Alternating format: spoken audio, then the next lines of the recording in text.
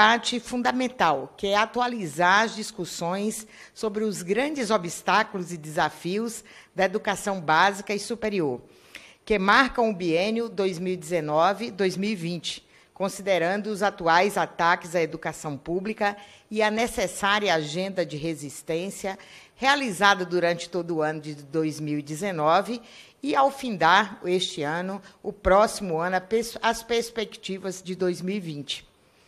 Que, na realidade, nós vamos estabelecer uma conversa, né, um diálogo, um bate-papo com especialistas na área de educação que bem representam a educação brasileira, pretendendo alertar a sociedade brasileira e contribuir para uma agenda de luta para o próximo período.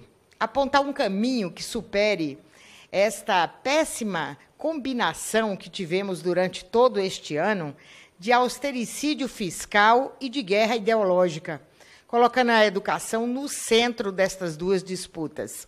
Estes jargões e posições conservadoras que são tornadas públicas a todo momento, combinadas com arroxo e cortes de recursos na educação.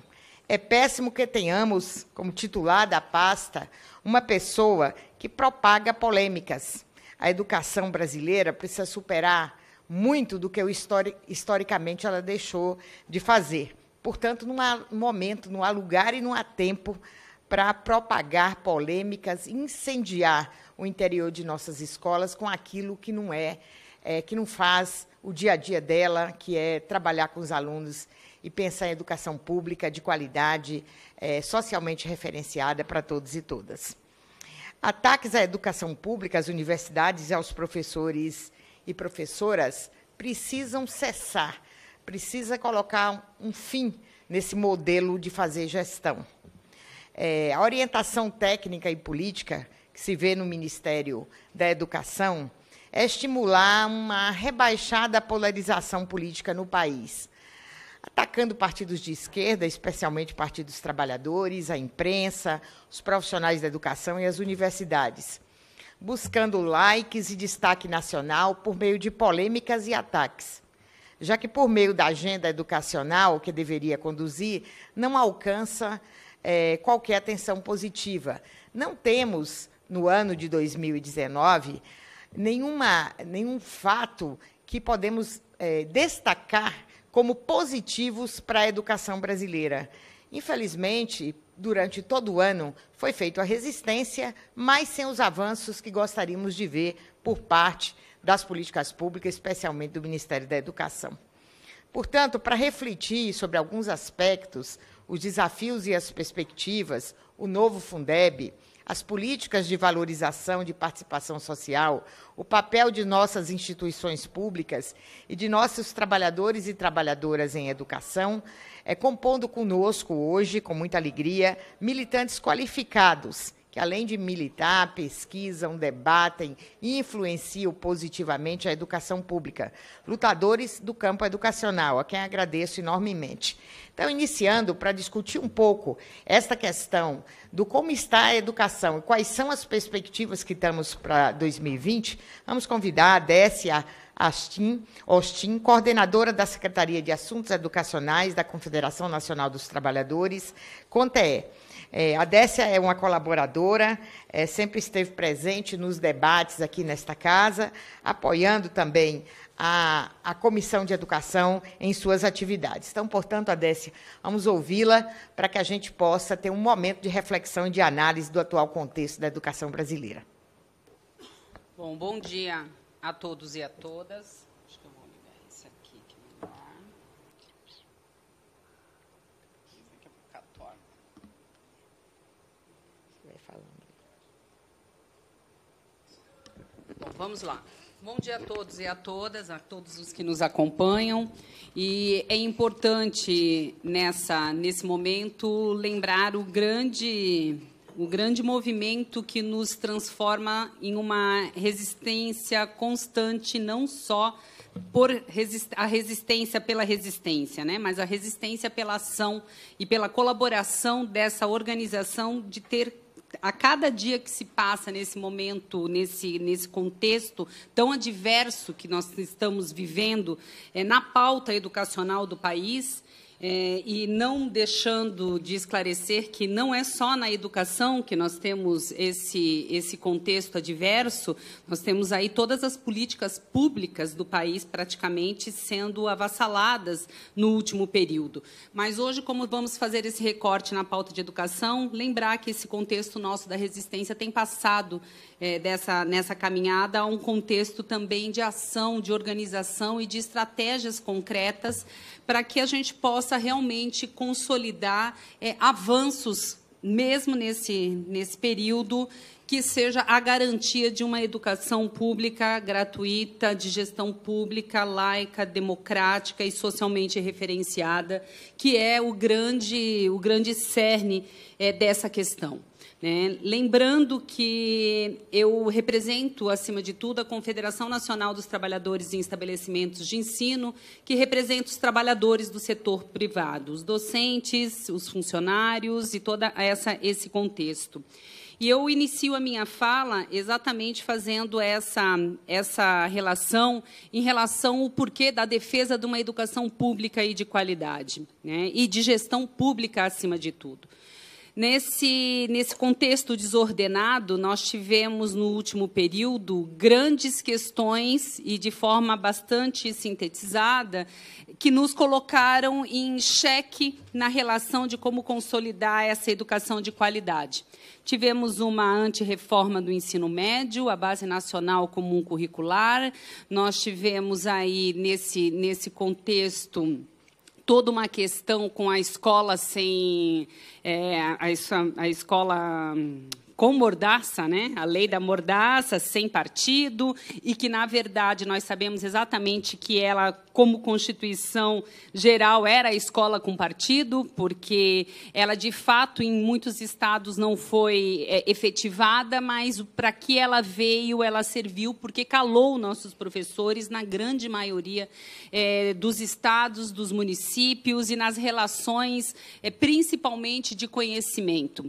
Para todo educador que está em sala de aula sabe exatamente do que eu estou falando, afinal, eu também estou e consigo observar no nosso contexto e no cotidiano as relações que se estabeleceram a partir desta discussão de calar os professores dentro do seu papel fundante, que é exatamente não ser só o transmissor de conhecimento, mas o mediador, acima de tudo, e numa relação muito clara e prática de transformar o conhecimento em algo palpável e que a gente possa realmente se consolidar dentro de uma sociedade, fazendo um papel de transformação social, acima de tudo.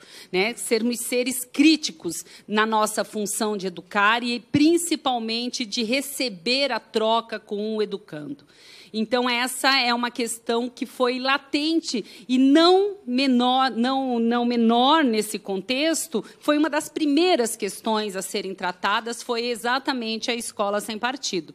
Porque, daí por diante, tudo o que veio foi quase que um bônus para organizar essa relação que impedia, principalmente, o eco, e o eco, aquele que nos organizava e nos pautava para uma luta maior de resistência e, principalmente, aquela que era de não nos calar diante de tudo que vinha acontecendo. Daí por diante, nós tivemos cortes significativos na área da educação. Depois, os cortes se transformaram num levante dos estudantes que foram às ruas e que, nesse contexto, conseguem garantir, em dado momento, que um recurso seja retornado para as universidades, mas que sem tempo hábil para que os projetos acontecessem e que aqueles recursos fossem gastos e que, na sequência, retornam para os cofres públicos. Isso tudo nós poderíamos dizer que dentro do contexto da relação da rede pública de ensino. Voltando um pouco para a relação do setor privado, quando nós observamos também nesse contexto um PL que trata a relação dos vouchers, nós temos que lembrar principalmente que, para além da relação dos vouchers que nós temos, que é o escoamento do dinheiro público para a iniciativa privada, não há nada que signifique ou que autorregule essa distribuição dos recursos públicos para a iniciativa privada e que transforme isso em qualidade efetivamente concreta. É necessário estar por dentro e entender que qualquer escoamento de dinheiro público para a iniciativa privada nem sempre é oferta de qualidade. Não há nada, quando se trata da educação privada, não há nada efetivamente que vá, né, ao cerne da questão para que se descubra como efetivamente esse dinheiro tem sido aplicado e investido.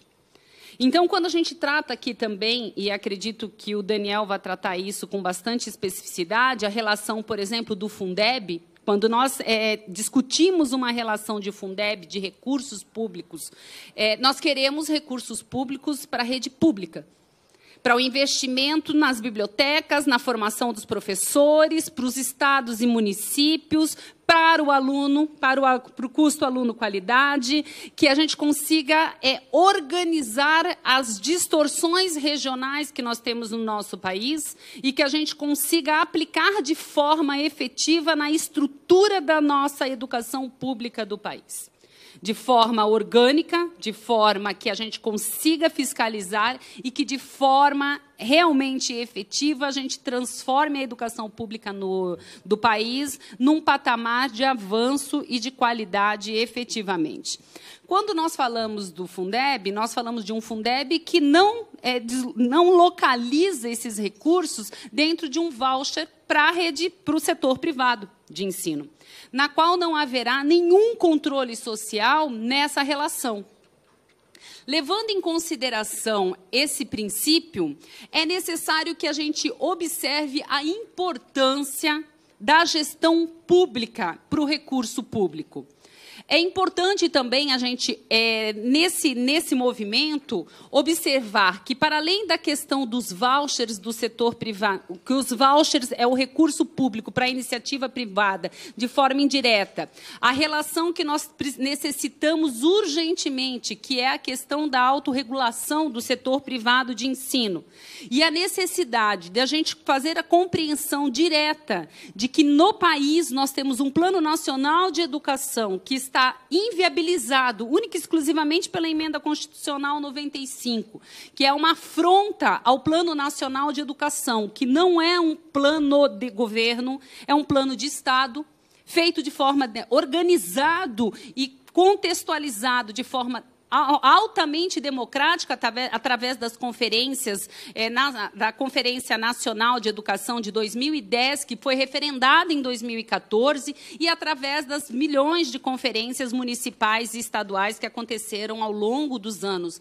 Entre 2008, quando acontece a CONEB, 2010, a CONAI, e 2014, quando a gente referenda o Plano Nacional de Educação, que mesmo com um atraso de 4 anos, não sendo ainda o Plano Nacional de Educação, aquele a qual todos os educadores e educadoras, alunos e a sociedade civil discutiram, mas era aquele Plano Nacional de Educação possível de ser cumprido naquele momento e que, de forma prática e objetiva, nos guiaria dentro de um contexto educacional, dentro de políticas educacionais, da qual a gente poderia, de forma efetiva, avançar na qualidade de educação do país.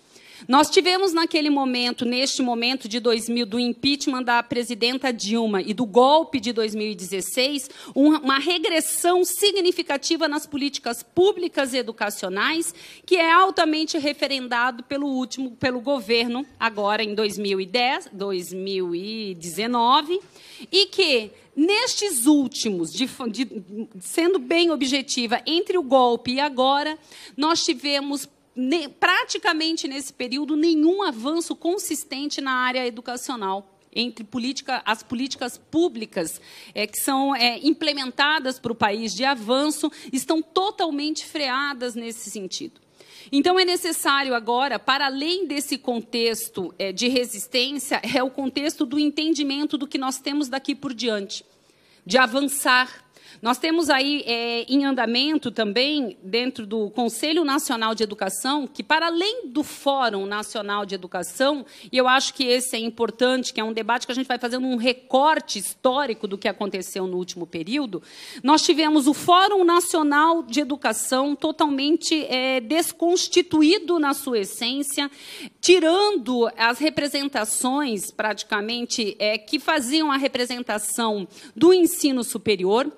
Nós tivemos aí o Conselho Nacional de Educação totalmente aviltado na sua essência também, na qual os representantes progressistas também são retirados do Conselho Nacional de Educação no período. O próprio Ministério da Educação sofre, né, esse ataque frontal na resistência e na sua organização, na qual nós vimos aí os conselhos que dialogavam e os fóruns que dialogavam diretamente com a sociedade civil, diretamente com as políticas públicas educacionais do país, sendo totalmente desmontados. Há um desmonte significativo na questão da educação nesse sentido, e, nesse contexto, nós temos todas essas políticas que vieram sendo consolidadas ao longo desse período.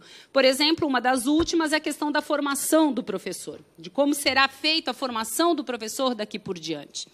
Dentro da lógica de uma base nacional comum curricular conteudista, né, fragmentada, elitista, se diria, de certa forma, porque nós vamos entender que no setor privado de ensino, naquelas instituições de ensino ainda preocupadas com alguma organização, porque é aquilo que eu disse no início, como na instituição de ensino privada não vai haver o controle efetivo da qualidade para o aluno, aquelas que compram vagas raramente são instituições de ensino sérias, que têm dentro do seu contexto, dentro do seu projeto político-pedagógico, a organização efetiva para que se cumpra com tudo aquilo que a educação de qualidade referenda.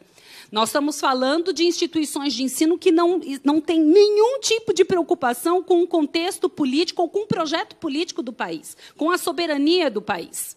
Né? Nós estamos falando de dois tipos de instituições de ensino, da instituição do setor privado de ensino. É necessário que se faça essa observação. Né? Nós estamos falando que nós temos instituições de ensino privada única e exclusivamente preocupadas com lucro, que tratam a instituição de ensino privada como empresa. E nós temos 3 minutos. E, nesse sentido, é importante fazer esse recorte, que nós não temos, hoje, na rede pública, efetivamente, recursos para se aplicar nem sequer a Base Nacional Comum Curricular que eles próprios aprovaram. Nós não temos, efetivamente, como aplicar a reforma ou a antirreforma, como a gente coloca, na relação do ensino médio.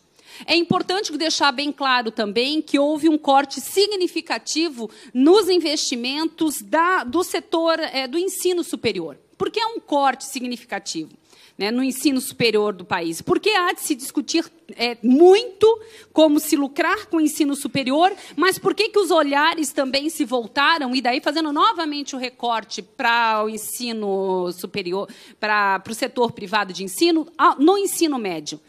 Um dos últimos dados que eu vou passar é que nós, hoje, atualmente, já temos mais de 75% dos nossos estudantes no ensino superior privado do país, contra 80% da rede pública no ensino fundamental e no ensino médio. Onde que os vilões, como nós gostaríamos de chamar, e se estudantes estivessem aqui na mesa, falariam exatamente isso, que os tubarões da educação estariam agora com o seu radar antenado nos recursos do ensino fundamental e do ensino médio. É lá que tem recurso sendo colocado e que deve ser aplicado, que até então não foi aplicado devidamente, mas que agora há um interesse, inclusive deste governo, em aplicar, desde que haja as parcerias público-privada.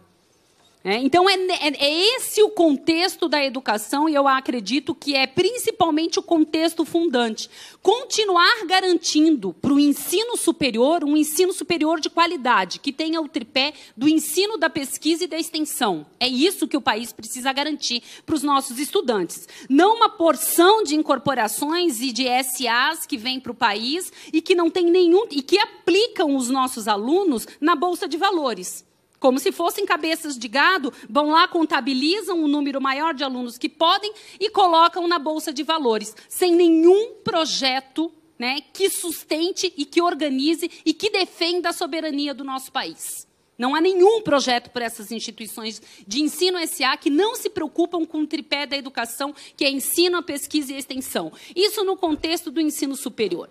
Na questão do ensino fundamental e do ensino médio, nós sabemos que os grandes recursos que são aplicados e que o maior número de alunos que nós temos hoje, que recebem dinheiro público para efetivamente transformar esse país, é no ensino fundamental. Então, há de ser, né, nesse momento, se fazer uma reflexão aonde estão realmente os recursos e o porquê querem agora, de forma aligeirada, porque foi assim que aconteceu a Base Nacional Comum Curricular, a antirreforma do ensino médio, e as políticas que nos calaram, como daí eu citei inicialmente a Lei da Mordaça, que mesmo não é efetivamente concretizada em todos os estados e municípios, mas ela serviu para o que veio, nos calou, na grande maioria, os nossos professores, e nessa referenciação toda, nós temos aí agora essa grande luta pela frente, que é garantir que todo o recurso público, de forma efetiva, seja aplicado na educação pública do nosso país, de gestão pública. Não há de se falar. Se nós queremos um Fundeb, nós queremos um Fundeb para a educação pública, um Fundeb robusto, que atue de forma efetiva na reestruturação das nossas instituições de ensino públicas do país e, principalmente, fazendo uma redistribuição significativa, respeitando as regionalidades de cada estado e de cada município. Muito obrigada. Agradecemos a participação sempre muito entusiasmada de Atécia Ostin, representando aqui a CONTEE. É muito importante, Daniel, que está aqui conosco, esse entusiasmo do educador para demonstrar claramente que nós não perdemos a expectativa, a esperança, mesmo neste momento que há toda uma vontade de silenciar educadores, nós temos aqui o esforço das nossas entidades, das nossas representações, para a discussão ter continuidade. Para aqueles e aquelas que nos acompanham pela TV Câmara, nas quartas-feiras de manhã, sempre temos uma palestra ou algumas discussões muito importantes para que a gente, no contexto nacional, possa efetivar e fazer a discussão de temas que elevem a condição de educação pública, de qualidade, socialmente referenciada para todos e todas, que esse é o nosso objetivo maior. Então, neste momento, estamos fazendo aqui um balanço de 2019, perspectivas para 2020. Sabemos que não temos tanta coisa positiva para relatar em 2019, mas temos o esforço, a luta, a resistência, que eu acho que isso é a maior marca, a marca mais importante que, ao final deste ano, iremos deixar. Então, nesse momento, aqui também, para contribuir com essa discussão, convidamos Daniel Cara, que é bacharel em Ciências Sociais, doutor em Educação pela Universidade de São Paulo, foi membro da direção da Campanha Global pela Educação 2007-2011 e do Comitê Diretivo da Campanha Latino-Americana pelo Direito à Educação 2009-2012. Além de membro do Fórum Nacional de Educação. Atualmente é coordenador geral da Campanha Nacional pelo Direito à Educação, que aqui agrega inúmeras instituições que contribuem decisivamente para a discussão e para a continuidade da nossa resistência, com a finalidade maior de garantir para todos e todas a educação pública de qualidade. Não sei se você quer usar este microfone. Mais fácil. Então, Daniel, agora para a TV Câmara, para todos que nos acompanham nas redes sociais, a sua participação. Bom dia a todas e todos. Em primeiro lugar, queria cumprimentar a Rosaneide, uma deputada federal que já tem uma extensa luta e uma extensa trajetória em defesa da educação pública. Então, a Rosaneide, é um prazer estar sempre contigo. A Rosaneide é uma parlamentar que, já no primeiro mandato, tem se destacado muito, compõe a Comissão Especial do Fundeb, que é o Fundo de Manutenção e Desenvolvimento da Educação Básica e Valorização dos Profissionais da Educação, e já tem feito um ótimo trabalho no Fundeb. Então, queria te agradecer como educador e como cidadão brasileiro. E cumprimentar a Dércia Rostin, que é minha amiga há muitos anos, que já trouxe uma série de questões que eu iria abordar, então não vou repetir o que a Dércia falou, mas a gente tem uma grande convergência de visão, a gente acredita nas mesmas coisas e pensa a educação da mesma forma. A gente compõe um campo, eu acabo de defender minha tese de doutorado, a gente compõe um campo que eu chamo do campo do direito à educação. Existe um outro campo na educação, que é um campo que tem se dedicado a princípio, em termos discursivos, à aprendizagem, mas, na realidade, tem impedido a evolução do direito à educação. Eu vou falar um pouco sobre isso aqui. Bom, a ideia dessa audiência pública, desse momento, né, dessa discussão, desse ciclo de palestras, é fazer agora, nesse momento, um balanço do que foi a educação no ano de 2019 e tentar também projetar tendências para 2020. Como educador, eu fico, na realidade, satisfeito com o ano de 2019, não em relação aos retrocessos que tentaram ou os retrocessos que ocorreram, mas 2019 foi um ano que as pessoas se mobilizaram. É sempre bom lembrar que, no dia 15 de maio de 2019, nós tivemos a maior mobilização da história do Brasil pela educação. Na cidade de São Paulo, a gente calcula, eu estava no carro de som, a gente calcula 1 milhão de pessoas. Pela primeira vez na história do Brasil, mais de 500 municípios foram mobilizados. A grande imprensa anunciou que foram 200 municípios, mas para quem estava na coordenação, a gente sabe que foi muito mais. Por quê? Porque em pequenos municípios, quando você para uma escola, você praticamente parou o município inteiro. Ou quando você faz uma aula pública numa praça, você também mobilizou toda a cidade. E a realidade é que 200 grandes municípios se mobilizaram, não teve uma grande cidade brasileira com mais de 150 mil habitantes que não teve mobilização, e mais do que isso, pequenos municípios também se mobilizaram, e se mobilizaram por quê? E aí, para mim, a cena determinante é uma cena no Ceará, que num pequeno município, um índio segura uma placa dizendo: não mexa com o meu IFE, melhor dizendo. E por que a sociedade se mobilizou? A sociedade se mobilizou pelo fato de que ela não permite a desconstrução da política educacional, porque ela sabe que a educação, ainda que seja uma promessa, no sentido de que, se não tiver desenvolvimento econômico, o acesso à educação não vai gerar emprego, não vai melhorar as condições de vida, mas a educação é a única política social em que, de fato, você determina a emancipação de homens e mulheres, você permite a construção de projeto de vida. A política de saúde é essencial, a política de cultura é essencial, a política do trabalho é essencial, mas não é à toa que, graças, inclusive, ao Florestan Fernandes, a educação é o primeiro direito social listado na Constituição de 88. O Florestan está aqui atrás. Eu tive a honra e, de certa maneira, o azar, porque quando eu começo a frequentar as ciências sociais da Universidade de São Paulo, ainda não como aluno, né, como vestibulando, Florestan veio a falecer, mas, sem dúvida nenhuma, foi o maior sociólogo da história do país e, certamente, na minha opinião, analisando todos os debates constituintes, foi o constituinte mais decisivo para os avanços sociais no Brasil. E aí é importante dizer, e eu sempre falo isso, e isso significa uma análise de ciência política. É fundamental que o Partido dos Trabalhadores, que tem a maior biografia política do país, em termos da composição, da construção da esquerda, tem a história mais vibrante na década de 80, tem que retomar. Até peço, Rosaneide, que vocês façam um livro, alguma homenagem ao Florestan, porque nunca é pouco homenagear o Florestan Fernandes. Mas, na realidade, a educação ela se tornou um tema de defesa da sociedade. Hoje, o ministro mais impopular do governo Bolsonaro é o ministro Abraham Weintraub. É o mais impopular porque é aquele que ataca a área que as pessoas consideram a área mais importante para elas próprias, né? É claro que o ministro da Economia, o Paulo Guedes, ele acaba tendo uma influência no cotidiano das pessoas que ela é imediata, até porque a política econômica, ontem eu estava aqui também na Câmara dos Deputados, a política econômica da República Federativa do Brasil hoje é uma política econômica que olha para trás. Ela fica procurando resolver problema, mas ela não busca solução. Eu nunca vi um ministro da Economia que não fala sobre emprego, não fala sobre desenvolvimento econômico, melhorar a renda. Um ministro da Economia que nunca leu o Celso Furtado, que foi o latino-americano mais influente no debate econômico mundial. E a gente tem a honra de ser cidadãos do mesmo país que o Celso Furtado, e a gente não reconhece o legado do Celso Furtado, como também a gente não reconhece o legado do Paulo Freire e do Anísio Teixeira. E tem gente que reconhece aí, ó, não o legado, porque o Olavo de Carvalho não tem legado, mas reconhece aí o trabalho do Olavo de Carvalho.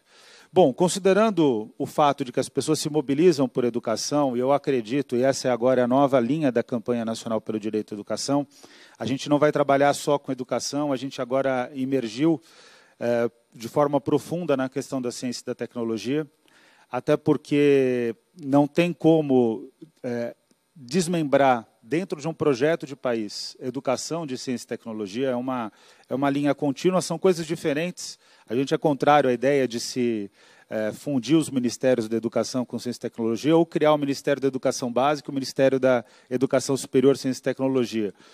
Mas são dois ministérios que conversam e no futuro a gente vai também envolver um debate sobre cultura. Na nossa opinião, essas são 3 áreas que caminham muito juntas.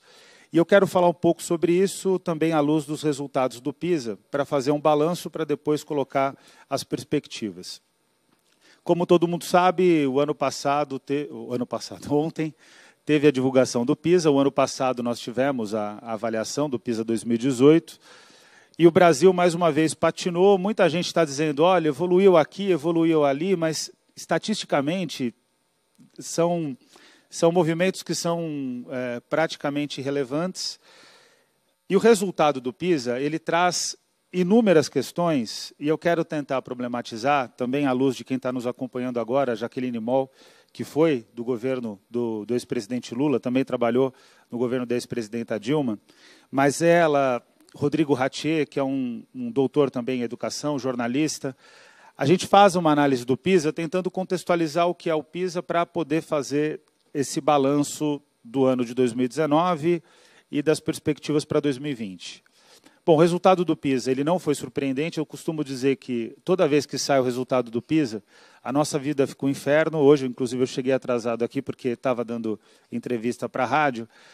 Mas toda vez que sai o resultado do PISA é um museu de grandes novidades. Não tem nenhuma novidade sobre o resultado do PISA. Normalmente, a gente corresponde a uma expectativa ruim de que, na prática, a gente não saiu do lugar.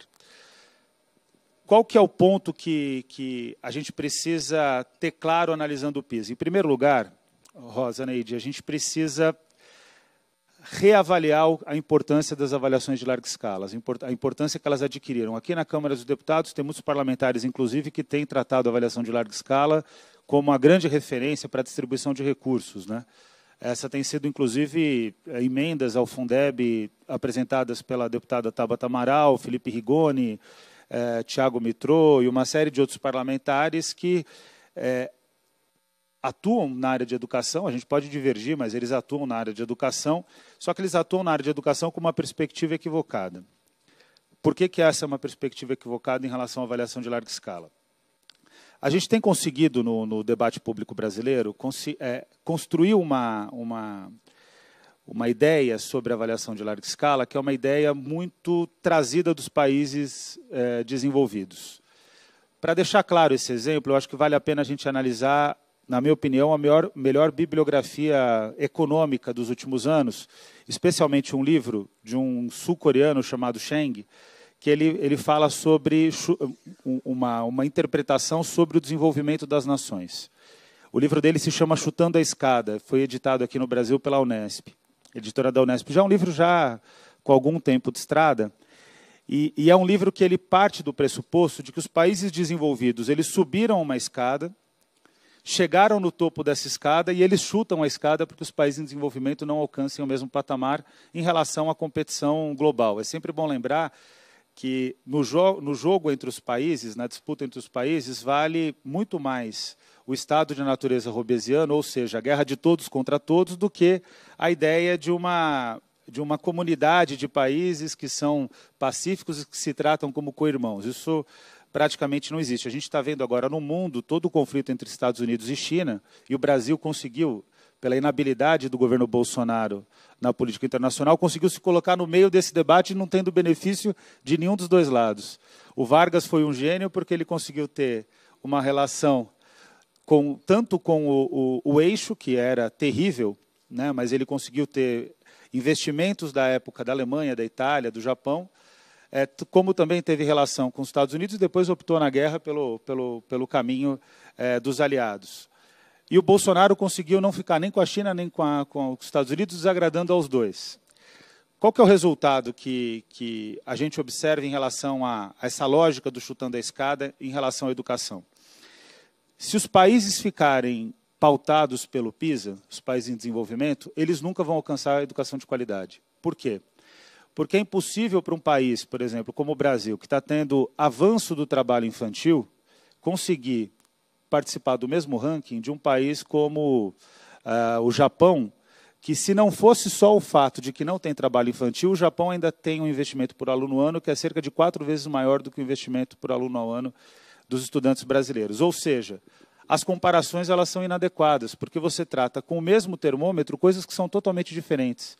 Tem aquela imagem que foi construída pelo Einstein, que ele vai dizer que se você avaliar os peixes no aquário como os cavalos numa corrida, os peixes no aquário sempre vão perder. A questão concreta, e esse é o ponto que é importante frisar, é qual é a educação que o Brasil quer desenvolver. Se a educação que o Brasil quer desenvolver é aquela que o Brasil já produziu como reflexão, que é tanto da tradição do Manifesto dos Pioneiros da Educação Nova, passando pelo Paulo Freire, Florestan Fernandes e chegando ao Fórum Nacional em Defesa da Escola Pública, o direito à educação significa, em primeiro lugar, apropriação de cultura. O que é apropriação de cultura? E aqui eu estou dizendo que o direito à educação ele é tributário de uma tradição pedagógica que passa pelo Vygotsky, Piaget, Anísio Teixeira, Paulo Freire, Erasmo de Roterdã, ou seja, é de cerca de Sócrates, quer dizer, desde a antiguidade até hoje.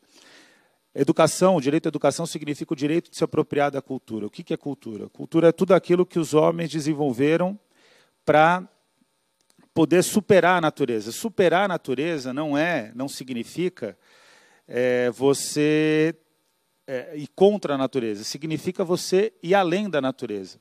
Dá um exemplo bem claro. Ortega y Gasset, para constituir esse conceito, ele vai dizer que o homem é o animal do supérfluo. O celular é supérfluo, a gente não precisa do celular para sobreviver. Sem celular, todo mundo sobrevive. O problema é que, na sociedade moderna, sem o celular, você fica sem um instrumento de trabalho. O trabalhador não vai poder trabalhar no Uber, as pessoas não vão poder se comunicar pelo WhatsApp.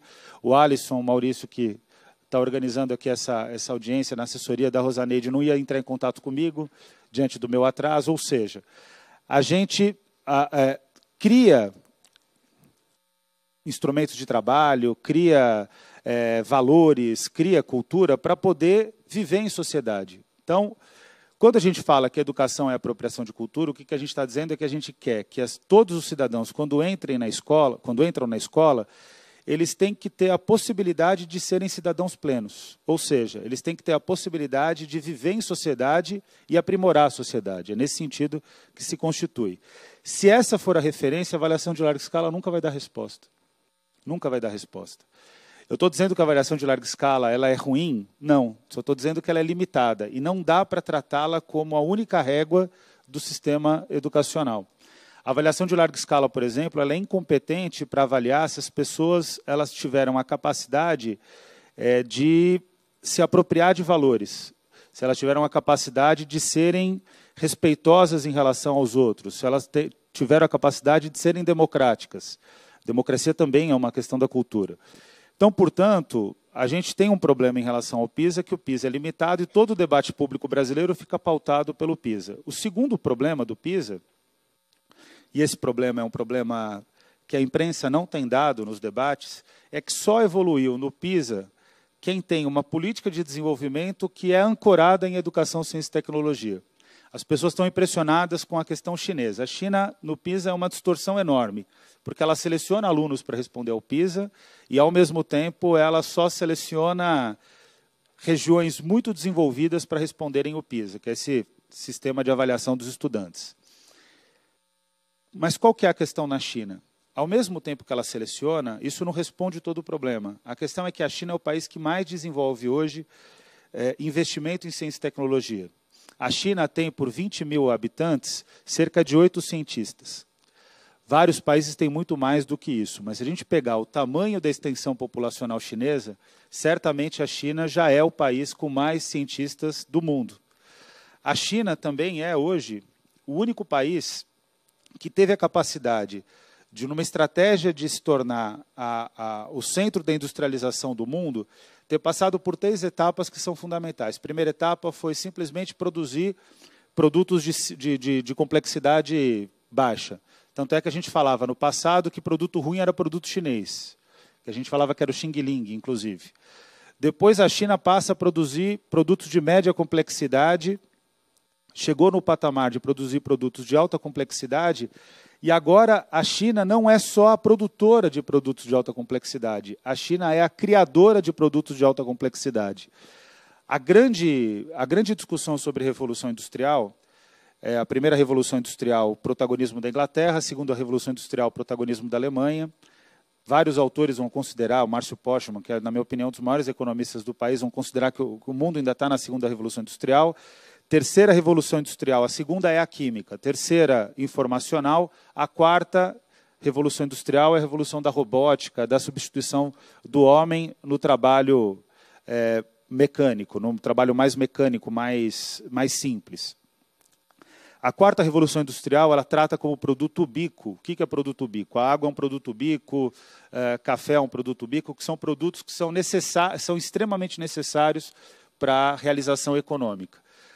A quarta Revolução Industrial trata a internet como um produto ubíquo. Qual é o país que hoje domina, é o único país que domina a internet na tecnologia 5G, que é aquela que vai fazer com que todas as coisas sejam vinculadas à internet? A China. Como que a China chega nesse patamar? Investindo maciçamente em ciência e tecnologia. Qual é a grande disputa entre o Trump e a China, passando pela Huawei? O fato de que a China domina o 5G. Há quem diga, inclusive, que se tiver algum cenário de guerra, e as guerras não vão ser mais como foram no passado, vão ser cibernéticas, vão ser guerras de desestabilização. Os russos construíram a ideia das guerras híbridas, que eles são especialistas, diga-se de passagem, porque eles dominam o cyberespaço, né? Mas, na realidade, se a China determina o 5G da internet, e já tem a evolução para o 6G, a China, na prática, vai determinar como o mundo se comunica. Então, o que eu estou querendo dizer para vocês é que a gente muitas vezes discute educação, e tudo aquilo que a gente discute educação, eu tenho total concordância com a Dércia, mas a gente se esquece no debate educacional, e esse não é um problema só no Brasil, é um problema no mundo todo. Agora, a campanha nacional pelo direito à educação está representada nesse momento na Tunísia, está acontecendo o encontro da Unesco com as ONGs, o Conselho de ONGs da Unesco, eu sou parte do Conselho, por conta da questão do Fundeb, decidi ficar no Brasil, a gente mandou um representante. E eles estão lá discutindo a questão da educação, e eles sempre discutem educação apartados da questão do desenvolvimento econômico. O que significa você apartar a educação do debate de desenvolvimento econômico? Significa que você não está dando à educação o espaço onde ela de fato pode se realizar. E aí agora, fazendo todo esse cenário mundial, então, o primeiro ponto em relação ao PISA é que o PISA é uma avaliação inadequada, o segundo ponto é que é uma avaliação inadequada e que está dentro de uma lógica de colonialismo educacional. O segundo ponto é que a gente precisa compreender que a educação ela tem que estar vinculada a um projeto de desenvolvimento, isso nunca aconteceu no Brasil. Vargas tentou, Juscelino Kubitschek tentou, não conseguiram, o governo militar tentou. A grande briga que a gente tinha, muitas vezes com o governo Lula, era que era preciso ter essa lógica. O governo Lula foi o último governo que pensou desenvolvimento. Criou o social-desenvolvimentismo, que foi uma experiência empírica, e teve um forte diálogo com o Bresser Pereira, que tentou trabalhar o novo desenvolvimentismo. Esse debate não existe mais no Brasil. Paulo Guedes não fala de desenvolvimento, ele só fala de recessão e só atende ao interesse do mercado financeiro. Eu nunca vi um ministro obcecado por pagar a dívida, e a gente, quando entende um pouco da lógica, como funciona, ele é obcecado por pagar a dívida porque ele é credor dessa dívida. Então, ele quer que a dívida seja paga porque ele e os pares dele se beneficiam, né? Mas o terceiro ponto em relação ao PISA é que a gente precisa ter a compreensão que, se é para discutir uma questão de desenvolvimento econômico e de investimento em educação, o debate econômico ele tem que mudar. O debate econômico no Brasil está pautado na ideia, no Brasil e em quase todo o mundo, fora os países escandinavos, fora, por incrível que pareça, de certa forma, fora a China, que é um país hipercapitalista, mas é um capitalismo planificado. É o único país que hoje tem planificação capitalista. Mas a gente tem que trabalhar no mundo a ideia de que existe uma lógica no mundo em que a economia, aliás, as pessoas têm que servir a economia. E a gente precisa criar uma nova lógica econômica em que a economia tem que servir as pessoas. Eu faço parte de um grupo do Papa Francisco, que agora vai ter um encontro em Assis, e que a gente vai... Eu não gosto do nome, porque o nome é muito egocêntrico, ainda que ele seja o Papa, mas é a economia de Francisco. E ele está tentando desenvolver uma lógica econômica, eu já falei isso, inclusive. A gente tem agora até uma reunião aqui próximo de Brasília para discutir essas questões. Mas a gente vai fazer um encontro em Assis para tentar construir uma base para uma nova economia. Quer dizer, esse é um trabalho que a gente precisa fazer, e essa base para a nova economia, ela parte da educação, parte da cultura. Enfim, esse é o trabalho que eu acredito que a gente tem que estabelecer para os próximos anos. Bom, dito isso, falando rapidamente em 5 minutos sobre esse governo. O governo Bolsonaro ele representa um corte, vou ter que ser até mais rápido aqui. O governo Bolsonaro ele representa um corte gravíssimo de recursos, e ele representa um corte de recursos para um país em que a educação ela é algo que pode ser relegado ao segundo plano. Essa que é a questão do Bolsonaro. Futurice, escola sem partido, educação domiciliar, tudo isso faz parte de um mesmo guarda-chuva de desempoderar a educação e desempoderar especialmente a educação pública. O alvo principal é o professor. Não é à toa que o Abraham Weintraub sempre ataca o professor e ataca o professor via escola sem partido ou via mecanismos do escola sem partido. Por que o ataque ao professor? Porque o principal custo da educação é a remuneração docente. Então, você precisa desconstruir aquela figura, que é a figura principal do processo da educação junto com o aluno, para fazer com que, na desconstrução dessa figura, se justifique cortes de recursos. Você desempodera quem tem a maior capacidade de mobilização. Não é à toa que a educação foi a principal área de mobilização, porque tanto professores como estudantes conseguiram fazer um grande ato no dia 15 de maio. Um ato autônomo totalmente... Só um minutinho. Sim. Nesse momento, o Jornal da TV Câmara entra no ar e nós continuaremos aqui pelas redes sociais e pelo canal do YouTube. Então, o ponto que fica claro é que, no ataque ao professor, se diminui a pressão sobre mais recursos para a área de educação. O Futurice é uma tentativa desesperada de desconstruir as universidades públicas para colocar as universidades públicas abaixo do teto dos gastos públicos estabelecidos pelo Temer, que vai até 2036. Basicamente, o recado que está sendo dado para o país é um recado que o Delfim Neto deu nas jornadas de junho, quando ele retomou uma tese absurda, que surge logo depois de 1988, quando a gente aprova a Constituição, e o Florestan combatia muito essa tese de que a Constituição Federal não cabe no orçamento público. E quando o Delfim Neto disse que a Constituição Federal não cabe no orçamento público, eu dei uma entrevista para a Carta Capital, e para responder eu disse que o Delfim Neto dizia que o povo não cabe no orçamento público. E quando a gente diz que o povo não cabe no orçamento público, a gente está cometendo uma grave contradição por um motivo bastante simples. Quem faz o orçamento público brasileiro é o povo brasileiro. Quem ganha até 3 salários mínimos paga 57% da sua renda em tributos. Esses são dados do IPEA agora do governo Bolsonaro, não é do governo Dilma. É agora do governo Bolsonaro. Quem ganha até 19 salários mínimos paga 29% da sua renda em tributos. E quem é super rico no Brasil, Rosaneide, a gente não tem mais nada que sai na imprensa sobre o CARF, sobre o Panama Papers, o escândalo do COAF agora está todo mundo envolvido e todo mundo tentando obscurecer. A realidade é que quem é ultramilionário no Brasil não tem dinheiro no Brasil. Onde vive o Jorge Paulo Lemann? Jorge Paulo Lemann vive na Suíça. Até no caso dele, ele é mais honesto, porque ele vive na Suíça e faz as declarações correspondentes. Mas tem uma série de grandes empresários brasileiros, a família Marinho, para ficar num caso, no caso do Panama Papers, estava mais do que comprovado de que ela tinha toda a sua riqueza, a parte mais significativa da sua riqueza em offshores, ou seja, o que é offshore? É uma empresa que é criada para administrar uma fortuna que fica fora do Brasil e que só serve ao objetivo da evasão fiscal. Esses caras ganham tanto e não têm a decência de pagar os impostos. E, quando vão para o debate público, ainda fazem a defesa de que não é preciso investir em educação, que com o dinheiro que tem é suficiente para resolver os problemas educacionais. Nunca pisaram numa escola pública. Não sabe o que é uma escola pública, no caso da educação indígena, que teve audiência pública com o Rodrigo Maia, as meninas dizendo que não tem banheiro na escola.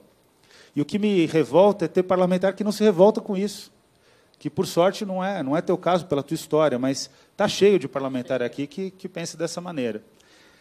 Então, concretamente, o que está posto é que a gente vive agora um governo que é um governo que trabalha na perspectiva da exclusão das pessoas, trabalha na perspectiva de que as pessoas elas passam a não ser, de fato, relevantes.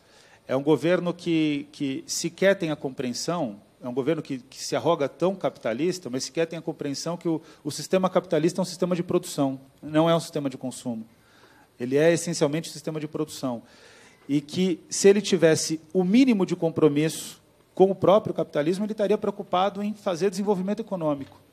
Então, a gente está num governo obscurantista, num governo que trata a educação como algo de segundo plano, um governo que abandonou a vontade de fazer o país se desenvolver.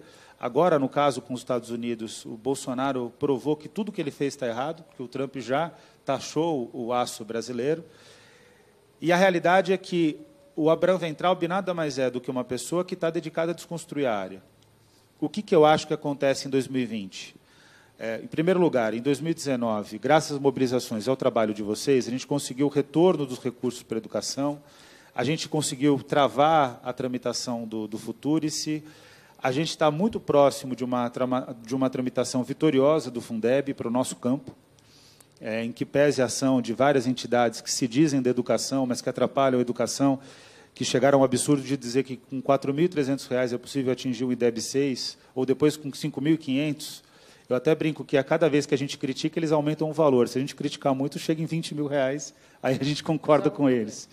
Mas o fato é que a gente vive num momento que a gente está conseguindo reagir. Eu termino 2019 com muito mais esperança do que eu comecei 2019, porque 2019, quando começa, a gente está assustado, a gente já está começando a saber lidar com o governo, e para 2020, o que eu acho que a gente tem que avançar, e esse é o recado final, a gente tem que ter a capacidade de ser freiriano, que é fazer a denúncia, mas, ao mesmo tempo, fazer o anúncio. Não dá mais só para criticar, é preciso que a gente apresente alternativas educacionais. Um novo projeto de educação começa pelo Fundeb, passa pela retomada do Plano Nacional de Educação, mas eu acho, Rosaneide, que a gente já tem que começar a debater o próximo Plano Nacional de Educação e tem que começar a debater estratégias de desconstrução do teto dos gastos públicos, travar o projeto do Paulo Guedes, as 3 PECs do Paulo Guedes, que querem desconstruir o Estado brasileiro.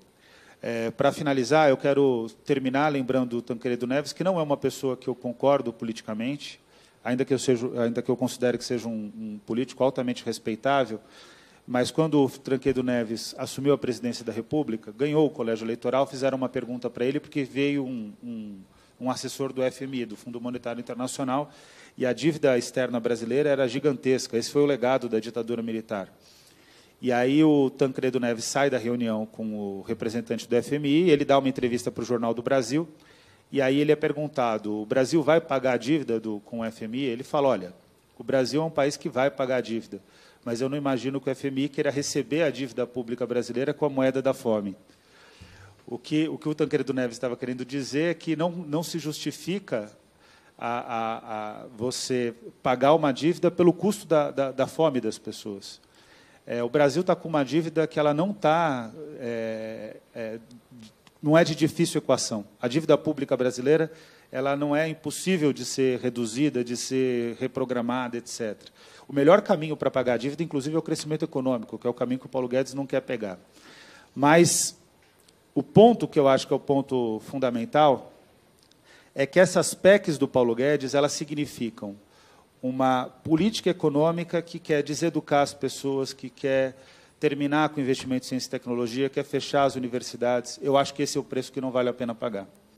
Eu acredito que é possível apostar no povo brasileiro, e como dizia o Câmara Cascudo, se o melhor do Brasil é o brasileiro, não existe nenhum investimento mais inteligente, mais estratégico do que o investimento em educação, ciência e tecnologia. Então, a perspectiva para 2020 é a gente se agarrar nessa tese, começar a responder ao governo, mas, mais do que reagir ao governo, ter a capacidade de propor alternativas a esse governo, que é um governo que, em termos de comparação, eu acreditava que o Café Filho era o pior presidente da história da República. Depois eu acreditei que era o Temer. E o Bolsonaro já ganhou, com 1 ano só de gestão, ele já ganhou de longe esse título. Então, a ideia agora é a gente ter a capacidade de anunciar um novo Brasil e um novo projeto para retomar a esperança das pessoas. Muito obrigado, foi um prazer estar com vocês. Agradecer ao professor Daniel Cara, que nos traz, nesta manhã, junto com a Décia, que aqui representa a CONTER, uma discussão que precisamos fazer todos os dias no sentido de compreender bem o que aconteceu em 2019, o que ainda está acontecendo em 2019, e olhar 2020 com a perspectiva necessária da Comissão de Educação da Câmara dos Deputados, do Parlamento Brasileiro, que acho que fez um trabalho de mediação muito interessante durante todo esse ano. Eu acho que, se o Parlamento não tivesse feito as intervenções necessárias, nós poderíamos ter destruído muito mais os direitos da população brasileira do que o que aconteceu. Quando a gente olha, Daniel e a Décia, as questões da educação, acho que a gente, neste momento, é o que vocês dois aqui apontaram, fazer análise do que está acontecendo. E hoje, talvez num tempo anterior, a gente fazia uma análise histórica muito tempo depois. Hoje, a própria tecnologia nos ajuda a fazer uma análise de forma mais par e passo com o que está acontecendo e acompanhando o que está acontecendo com dados e olhando a realidade, né, com um olhar histórico, mas no momento em que as situações acontecem. Como você disse, o ministro da Educação do Brasil hoje é considerado o ministro inimigo da própria educação. Talvez nós nunca vivemos uma situação assim, de colocar à frente do Ministério da Educação alguém que não tem responsabilidade nenhuma com a construção histórica da educação brasileira, com a construção histórica de nossas universidades, com o que a escola básica pensa, né, em respeitar os nossos educadores. Acho que você pontuou muito bem que, à medida que o governo desconstrói o educador, porque a educação se faz com pessoas, né? É a folha de pagamento. Eu sou gestora, fui gestora da educação pública, sei o que significa os recursos da educação e a satisfação do professor lá na sala de aula. Muitas vezes você não tem a melhor estrutura, mas se você tem o professor recebendo em dia, com o salário discutido com ele, com as condições de trabalho dadas a ele, ele faz milagre com a educação, com as condições que ele tem para fazer a educação. Porque com R$3 mil de média de investimentos, que é o que o Fundeb tem hoje para a educação, acho que nós temos a melhor escola pública do mundo. Nós abrimos as portas para todos, sem seleção, todo mundo entra, a escola pública é democrática e aberta a todos e todas. As crianças têm acesso à escola, os jovens, os adolescentes. Os professores que estão ali, com a garra que eles têm, com a determinação que eles têm, faz com que o sonho de uma vida melhor, de ter condições de acrescentar algo na vida de cada um e de cada uma, aconteça dentro da escola. Então, o sonho da nossa juventude, ela passa pela escola, das famílias brasileiras, passa pela escola. Então, na medida que eu, diretamente, como gestor da educação, como ministro da educação, interfiro e destruo a condição, o equilíbrio do profissional da educação, eu estou desequilibrando a sociedade brasileira. E parece que o ministro tem muita satisfação em ver como alguns governos de Estado, de município, têm uma satisfação em vencer o professor. Como se eu faço um debate, eu faço um embate e venço o professor. E não sei qual é a satisfação de um governo em lidar com o professor vencido, com a professora vencida. O vencido vai fazer o quê com o seu estudante que tem a expectativa de ser um vencedor? Se eu quero colocar à frente dele alguém que não tem expectativa, que não tem esperança, que não tem motivação. E a gente sabe, muito professor deprimido, muitas doenças emocionais acometendo os educadores, e a gente aguçando, enquanto governo, que a gente está fazendo isso, é que o professor não tem mais direito à aposentadoria, é que ele já ganha bem demais, é que ele não é tão necessário para o desenvolvimento do país. Então, essas falas que aconteceram em 2019, teve uma belíssima resposta, que tanto a Décia como o Daniel aqui ressaltaram, que foi a resistência, que foi o ir para a rua, que foi envolver os estudantes. A gente vê aqui a UBS, a UNE, aqui dentro da casa, E eu me orgulho muito, eu digo para eles, para os presidentes que estão sempre aqui, gostaria de ser a mãe deles, porque tenho certeza que cada mãe, né, está lá em casa, vendo o seu filho com toda tranquilidade, aqui conversando com o presidente da casa, conversando com a comissão de educação, meninos de 16, 17, 18 anos, né, nos trazendo, nos enchendo os olhos de esperanças, porque são meninos conscientes do papel da educação no atual contexto brasileiro. Então, olhar 2019, a gente já começa a olhar, Décia, aqui o que aconteceu do início do ano até aqui, um início do ano conturbado, muito difícil, o transcorrer do ano com os cortes na educação, que nos abalou a todos, mas eu acho que dia a dia nós temos vitórias, e a maior vitória é a participação do educador e da educadora brasileira, a reação dos nossos estudantes, e é isso que a gente espera para 2020. Que esta casa, que essa comissão de educação possa aprovar o novo Fundeb, que nós possamos levá-lo ao plenário e termos o apoio da casa, que eu tenho certeza, deputados do centro, de esquerda e de direita, se realmente no discurso público a educação é importante, nós vamos ter os votos dos deputados e deputadas no plenário para aprovar o novo Fundeb. Então, assim, o novo Fundeb é a base estruturante da educação pública que a gente quer, né? Deputado Átila chegando aqui, um grande batalhador da educação também, que nos ajuda e com certeza vai estar aí nos ajudando na aprovação do novo Fundeb, que a gente quer que seja o início. Depois tem um sistema nacional de educação, depois tem um sistema de avaliação. Nós temos que aprimorar as políticas de educação para que ela não, a cada 4 anos a gente não destrua o mínimo que se construiu e retome do zero, como se a educação pudesse ser uma casa sempre destruída e a ser construída novamente. Todos os países que avançaram e hoje têm resultados, têm 40, 50 anos de planejamento. E o Brasil, infelizmente, começa a planejar e começa a destruir logo em seguida. E não é isso que nós vamos fazer. Então, eu sei que a campanha, que a CONTE, que a CNTE, que as entidades que representam os nossos estudantes no Brasil, vão, junto com esta casa, junto com a Comissão de Educação, junto com a Frente Parlamentar que defende a educação pública e os profissionais da educação, vão, de mãos dadas, sem soltar as mãos, de verdade, em 2020, fazer a educação e fazer o esforço para que a gente continue tendo a educação socialmente referenciada que o nosso povo merece. Muito obrigada a todos e todas, e vamos continuar discutindo e fazendo educação para todos e todas.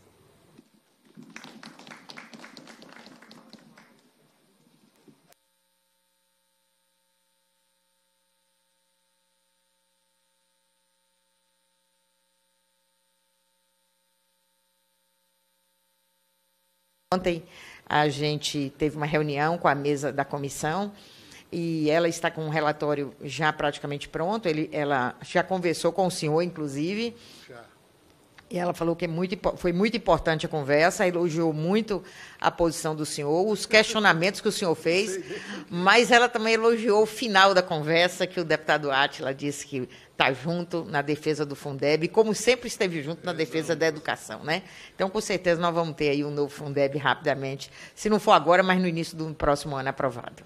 Eu acho que agora não há. Eu acho que a gente poderia receber o relatório agora, estudar o relatório, dar publicidade ao relatório, né, cara?